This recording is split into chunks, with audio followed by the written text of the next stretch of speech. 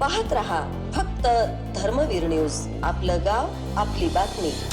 वंचित बहुजन आघाडीची जिल्ह्यात जोरदार मोर्चेबांधणी। सुजाता आंबेडकर यांच्या उपस्थितीत होणार हजारो कार्यकर्त्यांचा पक्षप्रवेश। माजी नगरसेवक अशोकराव कांबळे यांचाही होणार अधिकृत पक्षप्रवेश। मिरज वृत्त। सविस्तर वृत्त असे की सांगली जिल्ह्यात वंचित बहुजन आघाडी ॲक्टिव्ह मोडमध्ये असून 2029च्या विधानसभा लोकसभा निवडणूक स्वबळावर लढण्याचा तसेच स्वराज्य संस्थेच्या निवडणुकीत सक्रिय राहण्याच्या उद्देशाने मोर्चे बांधणी करत आहेत। दिनांक 9 सप्टेंबर रोजी सुजातादादा आंबेडकर यांच्या उपस्थितीत सांगली जिल्ह्यातील हजारो कार्यकर्त्यांचा पक्षप्रवेश होणार असून RPI माजी जिल्हाध्यक्ष माजी नगरसेवक अशोकराव कांबळे यांचाही पक्षप्रवेश निश्चित झाला आहे। या दिवशी अधिकृत पक्षप्रवेश करणार आहेत।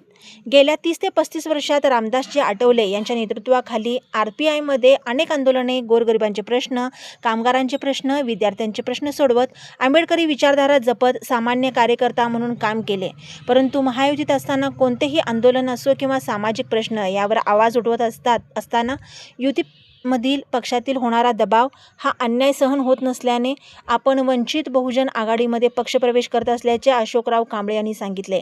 यावेळी प्रदेश उपाध्यक्ष सोमनाथ साळुंके, जिल्हाध्यक्ष नितीन सोनवणे, नजीर हुसेन झारी, डॉक्टर रविकुमार गवई, शब्बीर चिवलेकर, नंदकुमार कांबळे, संजय कांबळे यांच्यासह अनेक कार्यकर्ते पदाधिकारी उपस्थित होते।